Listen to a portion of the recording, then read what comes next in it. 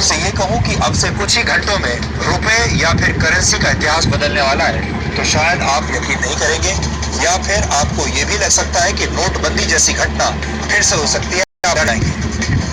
लेकिन खबर यह है कि करेंसी से जुड़ी ये घटना भारत में नहीं बल्कि जापान में होने वाली है। जापान 1 अप्रैल से बिटकॉइन को कानूनी रूप से मान्यता देने जा रहा है।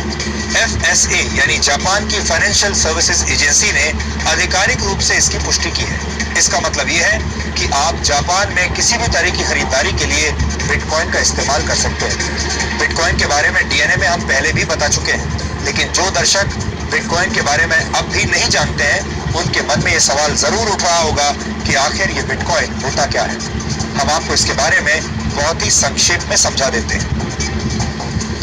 बिटकॉइन एक ऐसी डिजिटल करेंसी है जो ना तो किसी को दिखाई देती है और ना ही इसे कोई छू सकता है, यानी ये फिजिकल नहीं है।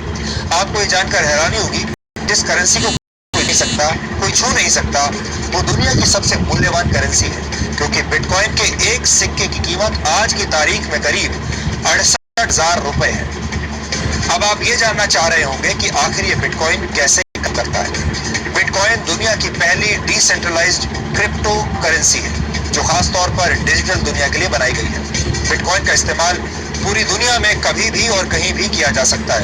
बिटकॉइन के जरिए कोई भी व्यक्ति में किसी भी व्यक्ति को रकम भेज सकता है, और सबसे बड़ी बात यह है कि किसी बैंक या थर्ड पार्टी एजेंसी की मदद नहीं होती। यानी आप जो किसी को भी भेजना चाहते हैं, उस पैसे को सीधे अपने बिटकॉइन वॉलेट से दूसरे व्यक्ति के बिटकॉइन वॉलेट में ट्रांसफर कर सकते हैं। दुनिया भर में इस वक्त लाखों लोग साधारण करेंसी की जगह बिटकॉइन का इस्तेमाल कर रहे हैं। फिलहाल दुनिया में पैसों के कानूनी लेन देन के लिए बैंक्स का इस्तेमाल करना पड़ता है, लेकिन बिटकॉइन एक ऐसी व्यवस्था है जिस पर किसी एजेंसी या सरकार का नियंत्रण नहीं है।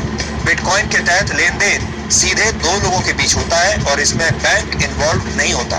ये लेन देन पूरी तरह से एनक्रिप्टेड होता है, यानी ये पैसों के लेन देन का एक सुरक्षित और सुपरफास्ट तरीका है, और ये पूरी तरह से गुप्त है। हालांकि इस करेंसी के अपने खतरे भी हैं।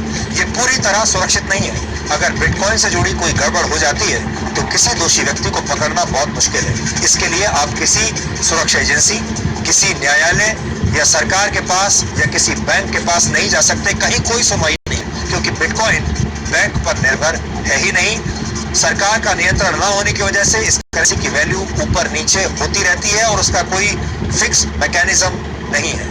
लोग गलत कामों के लिए और प्रतिबंधित वस्तुएं खरीदने के लिए भी बिटकॉइन का इस्तेमाल कर रहे हैं, इसलिए इसे इस्तेमाल करना रिस्की है, और दुनिया भर की कई सरकारों और बैंकर्स ने फिलहाल इसे कानूनी मान्यता नहीं दी है। तो ये जो इसके खतरे हैं वो भी हम आपको बता रहे हैं। 6 साल पहले जब बिटकॉइन शुरू हुआ था तो उसकी कीमत सिर्फ 6 रुपए थी, लेकिन प्रचलन में आने के बाद ज्यादा से ज्यादा लोग इसे खरीदने की कोशिश करने लगे और बिटकॉइन की कीमत लगातार बढ़ती चली गई।